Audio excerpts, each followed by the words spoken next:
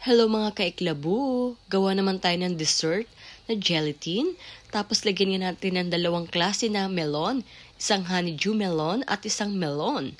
At lalagyan nga natin to ng gelatin powder. Ito nga yung nabili kong Starvast na pangalan na gelatin. Bali sa loob niyan isang pakete lang ang laman niyan.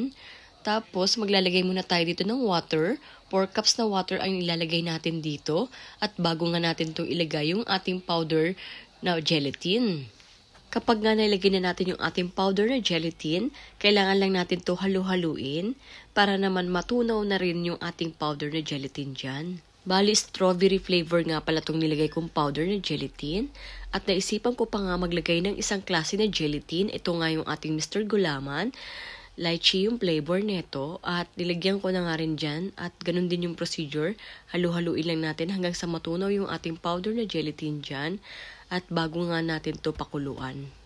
At habang niluluto ko nga to ay naka-medium heat ako dito. Tapos pakukuluan lang natin to.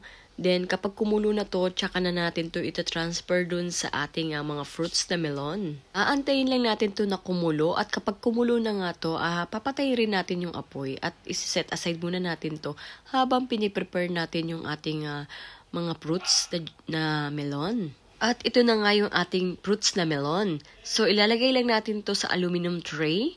Tapos ilalagay lang natin ng one side yung melon na honeydew, tapos yung isa naman, parang alternate na melon, tas honeydew, ganun. Para naman mukhang cute, diba? Kapag nalagay na nga natin yung ating mga melon dyan sa ating aluminum tray, tsaka naman natin ilalagay yung ating gelatin mixture. So, pupunuin lang natin yung gada tray sa paglagay ng ating gelatin mixture. At ilalagay muna natin to sa refrigerator kahit mga overnight. Then, after overnight, ganito na nga yung itsura ng ating gelatin na melon. So, titikman na nga natin to at ilagay muna natin to dito sa ating plate para makita natin yung itsura ng ating gelatin. Bali nga dito sa ginawa kong gelatin ay wala siyang katamis-tamis. Depende na nga rin sa inyo yan. Pwede na rin naman ninyong maglagay kayo ng sugar doon sa ating gelatin mixture. So, ito na nga yung ating dessert na gelatin, sugar-free. Salamat po sa panonood. Sa uulitin, tikman na natin itong napakasarap na gelatin.